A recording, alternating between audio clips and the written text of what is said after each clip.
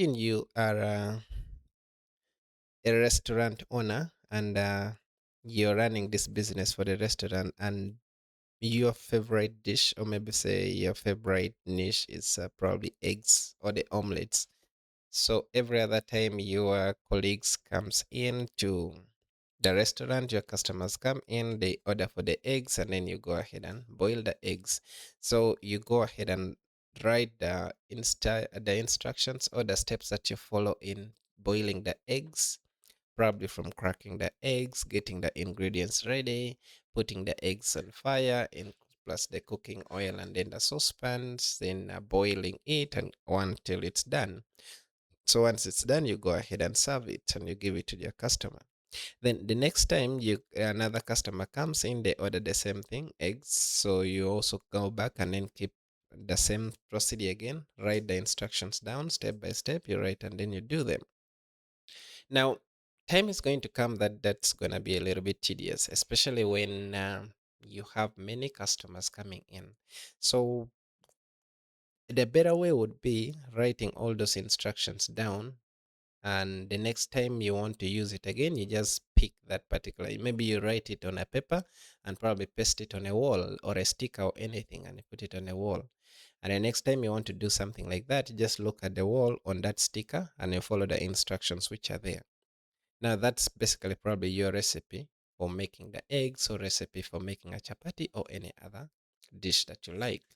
So in PHP, we call those recipes as functions or set of actions that we do. In the recipe, there are some steps that you follow. There are some instructions that you follow, which you have labeled them in step, from step 1 to step 2 up to when you reach the last step and when the recipe is ready. So, and that recipe and those instructions are basically what we have to repeat every other time when we want to achieve that particular task. Coming back to PHP, we can think of our functions as those recipes, or maybe say those instructions that we have bundled together and put on a sticker or on a paper and pasted it on the wall. And in that sticker, there are a lot of lines of instructions or the steps that we follow. And in our PHP, it's going to be lines of PHP code that we follow whenever we want to achieve a task which a particular function achieves. So the function is just going to be something like your recipe, which sometimes that particular recipe needs ingredients. And the ingredients in this case can be, if you're boiling eggs, can be the eggs, can be the onions, can be the cooking oil, or it can be basically just about any other thing. Now, you can go ahead and pass in those instructions or those ingredients, which in functions we call them arguments. Then there are some other times that you're going to have a recipe which does not require any ingredient at all. Like, for instance, you want to boil water. You just go ahead and start boiling that water. You're not going to add anything on it unless you want to make tea. Then you probably need the tea leaf or any tea bag that you would like, and then maybe say sugar. Those could be the ingredients, but sometimes you may not need the ingredients. In the same way, functions sometimes they don't need ingredients, they don't need arguments, they don't need inputs. So once our recipe is ready, or maybe say once we have followed the steps by step in that particular recipe, we come up with a finished product or the food that we have prepared, and that's basically the product, the finished product or the result. In functions also, we can return the result after an action has been performed. Say you are adding two numbers, you have a function that adds two numbers. After you have finished adding the two numbers, you need to give us the results, so the return comes in as the results. So in brief, PHP functions are just those blocks of code, and these block of codes are those step-by-step instructions that you follow whenever you're going to perform a particular task. And here we just define it basically once. We write those instructions once, and then later on we can use it any other time we want it to. And you're going to realize that it's going to be very easy for you to use functions, and you're going to combine your code, or maybe say assemble your code together, and it will be a little bit easier for you to see what is wrong, and you're not going to repeat a lot of things, and you'll be able to read and understand it perfectly. There are some functions which are already created for you in PHP. For instance, the echo. The echo that we use is one of the PHP built-in functions that we use for displaying our text. So those ones are what we call the built-in functions. You're going to create your own functions after this, maybe say in the next few minutes, and those ones are what we call user-defined functions. So anytime you create your own function, we call it user-defined functions. Okay, so built-in functions, like I've said, they always come with PHP, and there are quite many. Some of them we have already interacted with them, others we have not yet. For instance, for manipulating the strings, say changing a string from lowercase to uppercase, getting the total number of characters in a string, or maybe say splitting a string, or maybe say removing spaces in a string. Those ones are what we call the string manipulation functions. Array operations, creating an array, we need a function to do that. Um, File handling, we also have something to do with that. Like for instance, we can go ahead and open up a file, or maybe say write to a file, something like that.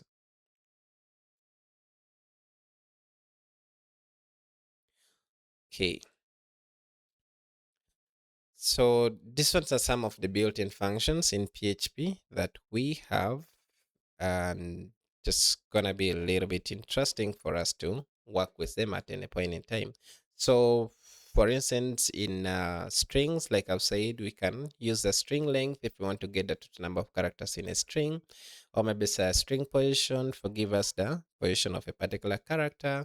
String substring, maybe say we want to find if they maybe say a particular length, I mean a particular a character exists in a string, or we just extract a particular string in our entire strings.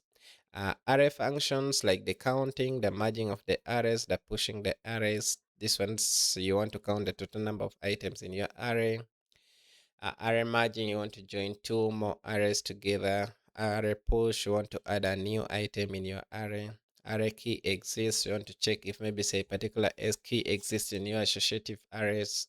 The math functions like the absolute, probably changing from negative to positive. The square root, you already know that. The random, you want to generate a random number. Rounding, you want to round a number. The date functions like the date, the time, the short time, I mean the string to time, converting our time in a string format. Then when it comes to the PHP user defined functions, these are functions that you're going to create on your own by yourselves, and then you're going to use it later. So there are certain syntax that we can follow whenever we must follow whenever we are creating our PHP functions. And to define those functions, we are going to use a keyword function first. Then what is going to follow next is going to be our name of the function. And then we are going to follow that by a bracket, which we call the parenthesis. And the parameters are going to be found inside those two brackets, the opening and the curly brackets. The parameters, just think of them as the ingredients. Like we talked about recipe, the example of a recipe for boiling eggs at the beginning, the steps you take when you're boiling your eggs. So in boiling the eggs, there are some things that you need, which we call the ingredients. And now here in the function, those ingredients are what we're calling the parameters. And we put them inside the brackets here. So after that, we end the line with curly brackets. So the opening curly bracket and the closing curly bracket gives us our opportunity to add, or maybe say to put our block of code together in PHP. Give me a minute.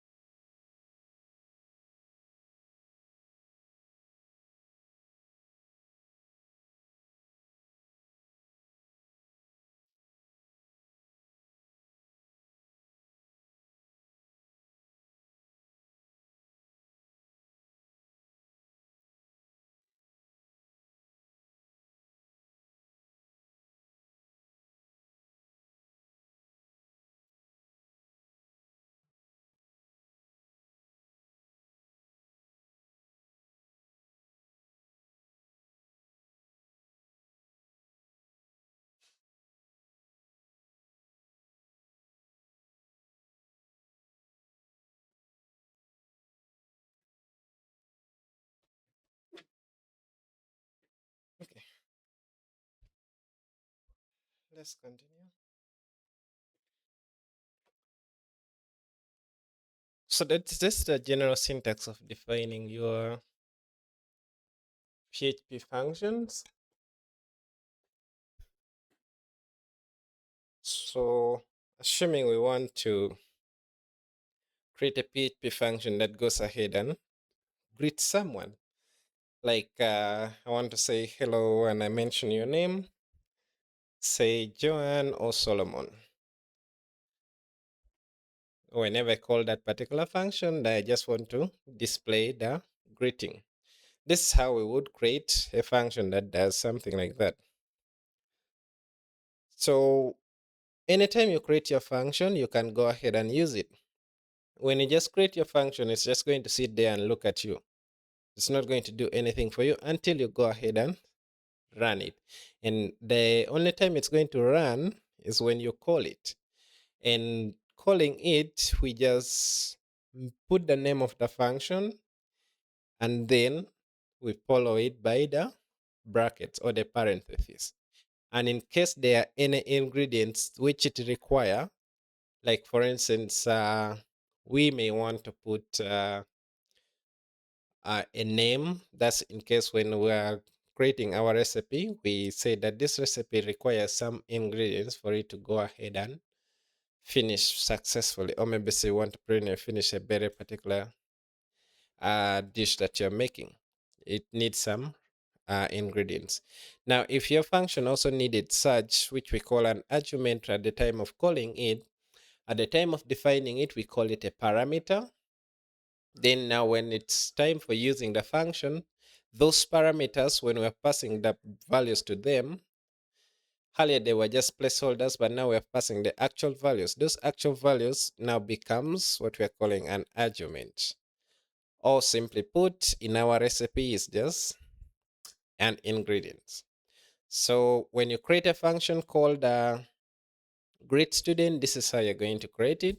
Here we say that we use the keyword function first, then the name of our function, followed by the bracket or the parentheses. And in case there are any arguments or any parameters that we want to put or the ingredients, we put it inside the parentheses. And then we can open the curly bracket again and then close it. Then our code or the instructions that we follow whenever we are performing a particular action, we put it within that. In that case, it becomes the body of our function. So here in this case, the keyword function is here. Then the name of the function is greet students in the parentheses. And inside the parentheses, we just have one parameter or one ingredient, which is the name of the person we want to greet. Then you close that bracket. If there are many, if there are more than one ingredient, if there are more than one parameter, you separate them with a comma. Okay, so in a body of the function now, we go ahead and put the instructions that we follow whenever we want to greet somebody. And if I want to greet somebody, I'll just say the word hello. Then maybe say, if I have their name, if I know their name, I'm going to add the name. If I don't have their name, I'll just say hi or hello and stop there. But if I now know the name of the person I'm greeting, I can just go ahead and say hello, Joanne, hello, Helen, hello, Solo, something like that. And now to do that in PHP, we are going to put or just put a string which later on will be displayed. And we use the return keywords to serve or to give people the finished product of our recipe. In PHP, the way we return the finished product is using the keyword return. So we put the keyword return, then in front of the keyword return, we put the value or the result that we want to return. That's why there we see a return, then the string. In the next example, it's a little bit um, advanced. This time around, we have more than one parameter. Or I can actually modify this question a little. Let me see. Let me create this. I can modify this a little, and let me save this as save as. Then our PHP code always have to be saved inside our XAMPP folder, the htdocs, where it's found. So let me look for htdocs, XAMPP, htdocs, and our work was in, I think, my PHP, yeah. Okay, let me put it inside my PHP here, and I will say, put it as just theory. Create a new folder called theory. Okay.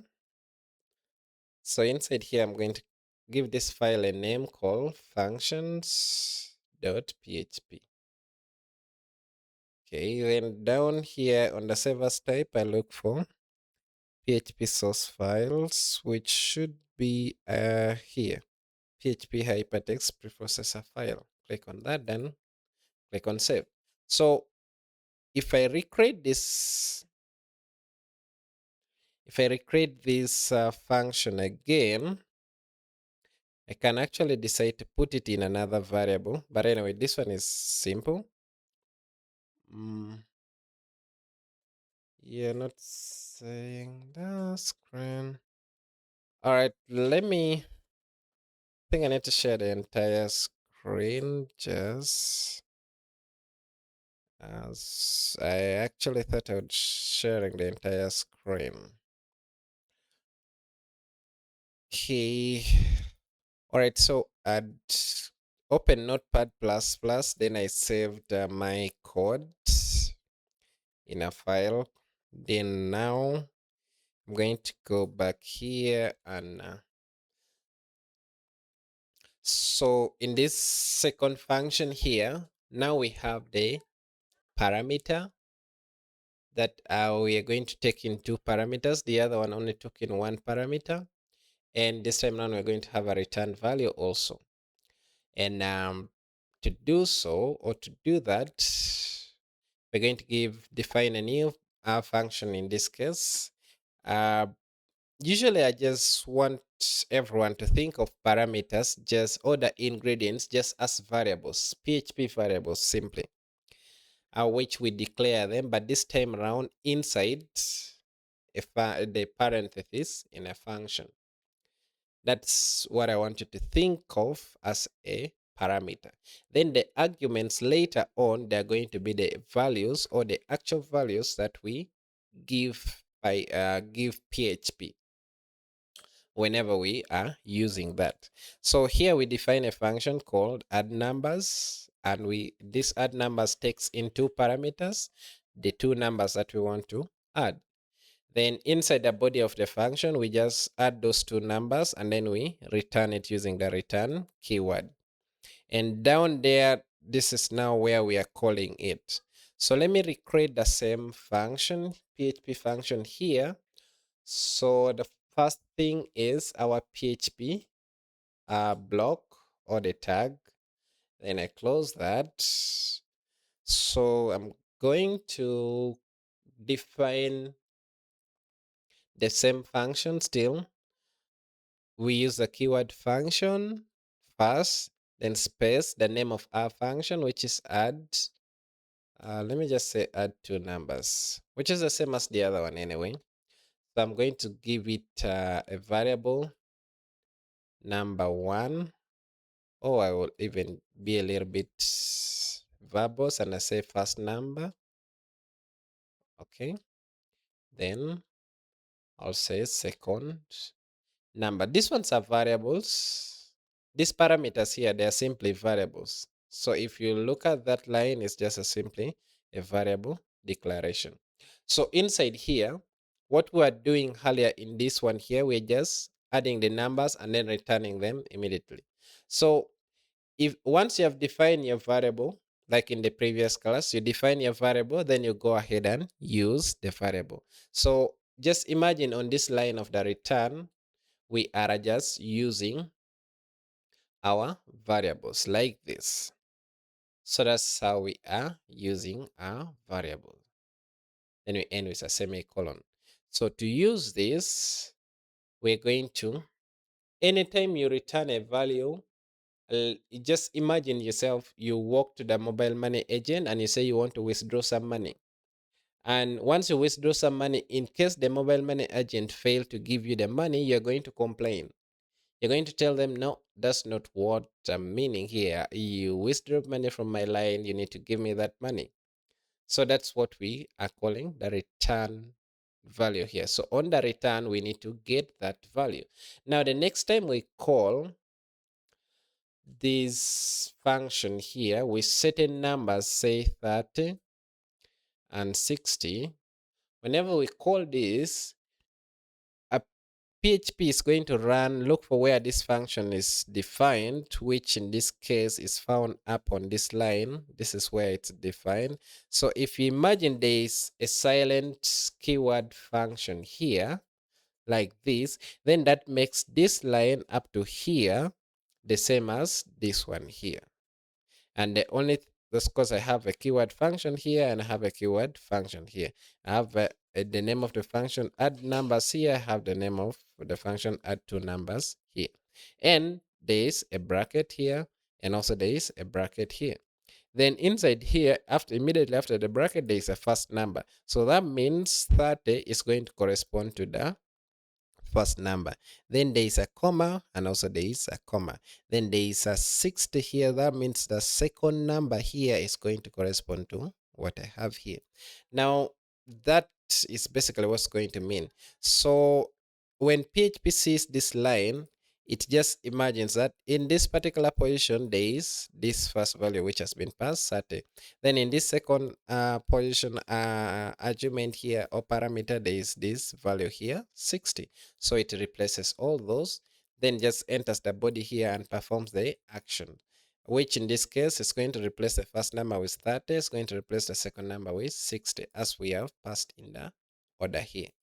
Then you know that when you add the numbers 30 and then 60, you get a result of, I think you're going to get 90. So after this, now let me remove this. This is just for the explanation. After this, on this position here, later on, what is going to be found is going to be 90, or the result of adding these two numbers. So this value 90, we need to store it somewhere, or we need to keep it somewhere. We can just display that number using echo on the screen. Or we can go ahead and add some detail on it and then display it out. So I can decide to create a variable like what we had done there. Say result equals to that, just as what we have done here. Then later on, I can display that particular result using echo. I can also go ahead and combine this with certain string, like say result is equals to, then I can combine it using a dot operator like this, and I say dot results, not reset but results, like that. Save this. Now when I save this and I go and run it, I expect what to be displayed is results 20. I can also go ahead and modify this line, and I say instead of having like that, I can first create a variable which is going to store for me the result of adding the two numbers. So I'll say sum is equals to the first number, and then adding the second number to it gives me that sum. So later on, I can return the variable sum, which is going to store for me the result of adding the two numbers, which will be passed here. So that doesn't change this, it still remains the same thing. But the only difference is that we're first going to add this number and then this number, then store it in the variable sum. Then later on, we can return our variable sum. And on this, on the usage, or maybe say on the calling of the function, we can find it like that. So if I go and run this code, I expect it to let me see if my example is not running yet. So I need to open XAMPP and then run it. Okay, as it do that, we are in. Let me first start the XAMPP control. I double click on it so that it opens for me the XAMPP control panel. Once it has opened, I will come back to it and then start it. So basically, that's what we are doing with functions and then its declarations. We're going to have some other examples later on, but for now, I think this should be enough. Okay.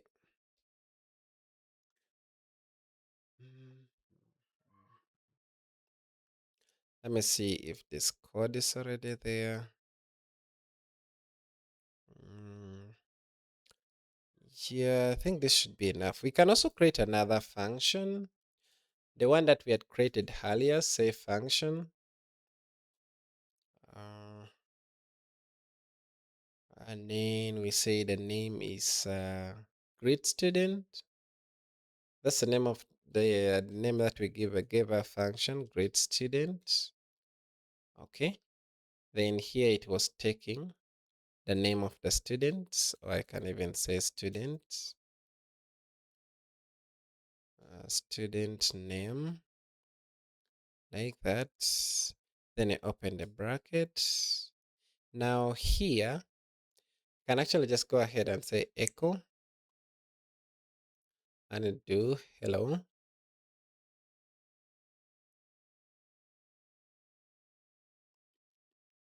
comma, then a dot operator, student name, like that. So here now I don't need any return keyword because the echo is doing for me the job. So this is a time when you won't need an ingredient or you won't pass an ingredient in your PHP. Okay. So in the call of your PHP function, you won't pass, you won't need a return keyword in the body of your um, PHP function. So this is what happens whenever you have a code, a PHP function, which does not really return any value.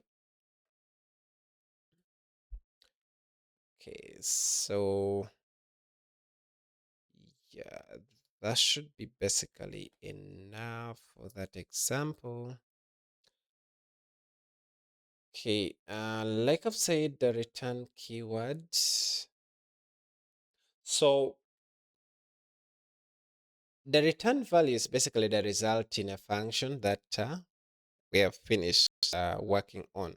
Say, for instance, you are working on your boiling your eggs. Now, when the eggs is ready, you can give it to people using the return keyword, like in function. So, in the second function that we have defined, we didn't use a return keyword. That means our function will not return anything or any value which is visible. So if I come to this, let me first start my XAMPP control. I think two of them are already open. So let me just start Apache. Then I'll go to the code and run this. So when you look at this, here we are using a return keyword, but in this function, we are not using the return keyword. But at the end of the day, once a function has finished running each and every task which is inside its body, or it's like you're following an instruction, and once you're done, then basically you stop. So whether you're told to stop by using the keyword return, or you have just gone ahead and finished all the instructions which are defined or listed for you, still, that is what we are calling the stoppage, irrespective of how it is done. Okay. So if I go to my localhost, and I'll say local host slash my PHP, and here I'm not seeing anything, but when I go to theory, there is functions. So when I click on functions, I expect These are the results that I see. Why am I seeing those results? Because here on this line, I have a echo, which is displaying for me the results. Actually, let me add a break keyword here to move our task, or maybe say our content, to the next line. And also there is another echo here. So every time you see an echo, just know that your content is being displayed on the screen. That's why we see this output, the result equals to the number. If we change this to say 50, we're gonna have probably 110. And if we say this one to, who is there, say John, when then we save it, now I expect to see hello and then comma space Joan. Then I expect to see result equals to 110. So this is gonna give us 110. That's what I expect. Now, if I don't see that, then it means my result is not correct. So I'm going to come here, then refresh this page, and I expect this particular results. This is basically how you do so. So one is using a return keyword and another one is not using the return. Hey, just some simple rules that you maybe need to follow anytime that you're working with PHP. And whenever you're going to give a name to your function and to your variables, etc., there are some rules that you're going to follow. One, for your name, say for the function, for the variable, for the class, which we're going to see later, the name should be a little bit descriptive. In other words, there should be meaning in your name. Say if you want to, let me say, create a variable for storing the age of a person, and you simply go ahead and use a, like, now assuming I want to store a variable, I want to store the age of a person. So in this case, I can just say a equals to, say, 40. Now, a equals to 40 does not really make sense much as it's the age. So the best thing to do would just use the word age. Anytime somebody sees age equals to 40, just immediately they think of you talking about the age of a person. And again, in case your variables have two or more words, your function names has two or more words, make sure you combine the words together. Something which we call the bumpy case or the camel case. Look at my name for this function here. I have three words: add, two, numbers.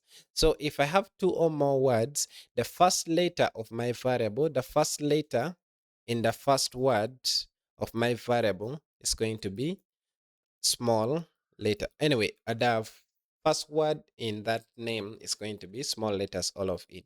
Then the other consecutive words which are going to follow, you're going to pick the first letter of the consecutive words and then you capitalize it, or maybe say make it capital letters. That's why you see two, T is capital, numbers, N is capital. That's how you do it. Then when it comes to, say, great students here, again the word great all are in small letters. Then the word student, S, is in capital letters. So that's the naming convention that you need to follow. Then the class name, in case it's a class, which you will see later on, it must begin with an uppercase. Our variables and then functions, they begin with small letters. But when it comes to a class, the first letter in the word of the name of the class, it has to be capital letter. For constants, they must all be in capital letters, no matter what. Then if there are more than two, you separate those names using an underscore. Then for the file names, they all must be in uh, lowercase letters. And if they have two or more words, you're going to separate them using the hyphen or the minus sign.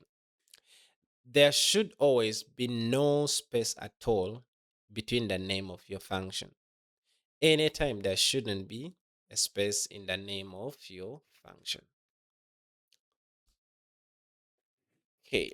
All right. I think that's it about the conventions. Let's touch arrays a little bit and then we shall move to something else or even stop there. I gave a brief of arrays at the beginning and I think last time. So in PHP, arrays are basically a collection of items, or in most of these languages, most of these programming languages, you just think of an array as you having a variable, say of type string, and that variable is called name of students. And you want to store all the names of those students at once. You don't want to leave, maybe say just store one name of the student once and then you store another one in that order. But this time around, you want to store all the names of students at once. The challenge with variable is that it only store one value at a time. If it's names of student or it's a name of a student, that variable is going to store only one name of a student at a time. If I want to store the name of Solomon, I'm just going to store name of Solomon. Anytime I want to add another name, say Joan, it's going to stop.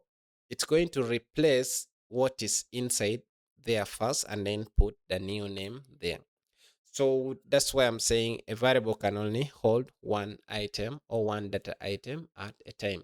Now, if we want to hold more than one data item at a time, then arrays is our good friends. And arrays can store one or more data item at a time in that particular single memory store. So that's why I'm now saying RSS, a collection of similar or different items of data type are stored in a single variable. So you're going to be able to store multiple data items in that one single variable compared to what the normal variable is. Arrays allow gives you that opportunity. If now I want to keep all the age of all of you, then I'm going to be able to keep it in one location. You can just think of it as a bucket, and this bucket I can put so many things in it. I can put fruits like mangoes, many mangoes in it. I can put, let me say, fruits, other fruits like I say apple, other fruits like say banana, all that. And these items, these data items that I'm putting all of them in this one box, they are in their individual positions, or maybe say their positions inside that box is numbered, or maybe say it's known, and we call it indexing. So indexing is basically just using numbers from 0 to 9 or to any other number, but starting from 0, and then giving the items some labeling, or maybe say some positioning, such that the next time I want to access a particular item and I know the location where I want to access it from, I just walk there. Imagine an apartment, or maybe say imagine a room or a rent or even a hostel. Imagine a hostel, and in that hostel there are different rooms. So, or maybe say imagine one room with many beds in it, and each and every bed is for one single person. Each and every bed is for one single person. So you just walk to your bed and go and sleep. Another neighbor also walks to their bed and goes and sleep. But all of you are within one single room. So you could think of that particular room as the variable. And then inside that room or inside that single variable, there are other beds that each and every one of you is sleeping on. So you have your own bed and you have another own bed. We can just probably just give those beds numbers. Say this bed is going to be number 1, this bed is going to be number 2. So if I want to access or know the person who is on bed number 2, I'll just call the name, or maybe say get the bed number 2, and I will be able to get the person who is on that bed. That is what we call indexing in arrays. So arrays which are indexed, we use numerical numbers to let me say, index them. Then for the associative arrays, we use what we call keys. Keys are basically also, you could think of them as another form of labeling, but now this time round, we are able to label unique properties of a data item. With indexing, we are not going to be very specific on the property, on which property or which attribute of the data item we are talking about. Say if we are talking about a student and we're using associative array, or maybe say the custom keys, we can talk about the name of that student, we can talk about the age of that student, and then the address of that student. So the key is now going to be the name, the key is going to be the age, the key is going to be the address, and the values to that age, the value to that name, the value to that address is what we are going to get afterwards when we access the array using a key. Okay, as we are also going to have arrays which have other arrays in it. So if you have another array which is containing another array inside it, that is what we are calling a multi-dimensional array. So this is an example of an index array and an associative array. So for index array, to create an index array, we can use the array function, or later on you're going to see that you can actually go ahead and still use the square bracket. Now, when it comes to accessing the items in the array, or maybe say the students in the room, we have to mention the name of the room. Then we use the square bracket, and then we, inside that particular square bracket, we put the bed number or the position or the index of that particular item or that particular student. Now, if I want to access a student at position 1 or at bed number 1 in that room, I'm just going to call the name of the room, then I pass in 1, or maybe say bed 1. That's in case that's how I have gone ahead to index them. And when it comes to associative array, it's going to be a little bit different. Anyway, let's first see a brief example on index arrays. So for indexed arrays, let's say we want to create an array which stores the names of students. So I'll just say students or students' names. Let me just say students, and I say it's equals to. Then we use the array function. And inside the array function, we pass in the name, the different students that we have separated by comma. Okay. So that's basically going to be my array for storing the names of the students. Now, any other time I want to maybe say display the second student, I'll just say echo, then I say students. Okay, then the square bracket, then the second student is at position number 1. Why? Because in indexing or giving positioning, we start the indexing from position 0. So this one here is going to be at position 0. This one here is going to be at position 1. This one here is going to be at position 3 in that particular order. So anytime I try to access my student like this, just know that I have the exact item which I'm going to get. If I start counting from 1, 1, 2, 3, it's going to be at position 1 plus 1. At that particular position, then plus 1. And maybe you can go ahead and create another variable, say cars, or another array, say cars, and then say array. So we can have a blue tech, we can have a Range Rover, we can have a Bentley, and any other. So that's basically how we can create another. Now, if I want to access the last item on this array, need to close this bracket here, else I'm gonna get an error. Okay, so again, to access the array, as simple, call the keyword dot, and then we pass the position of the array. So if I count here, I'm going to notice that 1, 2, 3. My Bentley or my third car is at position number 3. So when I have 0, 1, and then 2, so items at position number 3 in my indexing, it's at position number 2. Okay, then for the associative arrays, we are going to use named keys. All our keys do have names.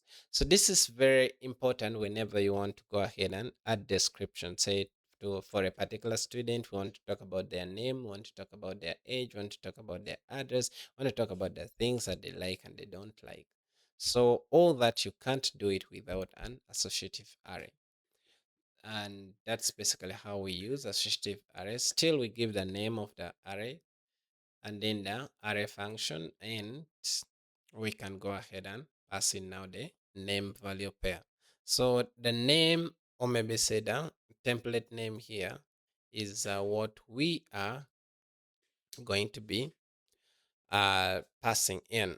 So the age, then the course, and the name is basically our keys that you're going to later on use. So whenever you want to access an item now, you just go ahead and pass its name, the name of its key, and you'll be able to access the value of that particular item. Now, if we want to have a multi-dimensional array, that's probably when we're going to have an array inside another array. And that's how we create a multi-dimensional array. Okay, then when it comes to the string manipulation, it's basically just you playing around with the string, given another string, which a string is basically just a combination of letters of alphabet.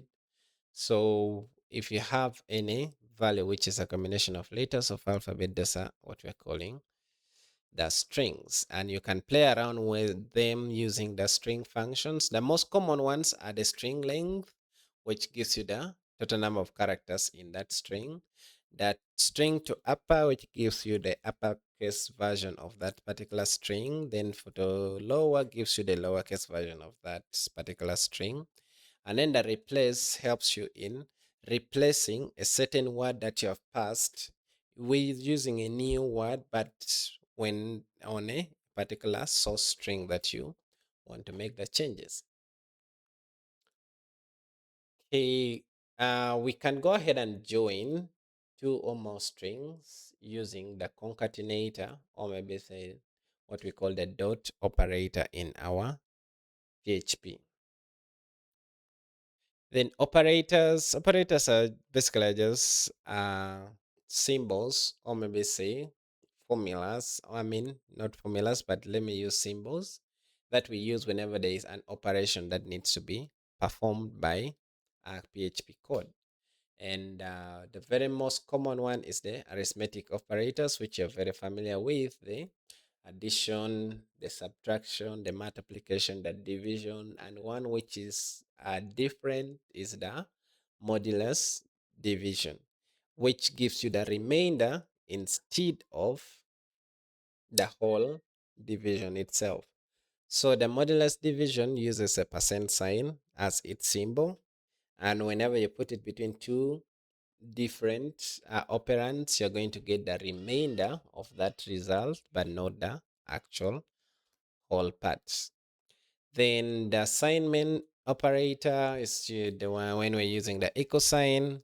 Then we can have a little bit a modified assignment operator, which is an equal sign, combined with maybe say one of the arithmetic operators. Say the plus sign and then the equal sign. Let me try to explain this. So for the assignment operators, the equal sign you already know. And assignment operators. Now, for this assignment operators, for instance, when you write these two variables, so assuming we have the first variable, a being equals to 5, with b being equals to, I think let me first use 2 for now. Then let me start with the arithmetic operators. So when I write a percent b, it means what I want to get is going to be the remainder of that particular result, not the actual result itself. Then when I go ahead and write a plus equals to, and I say 1, this one simply means that I've written a equals to a plus 1.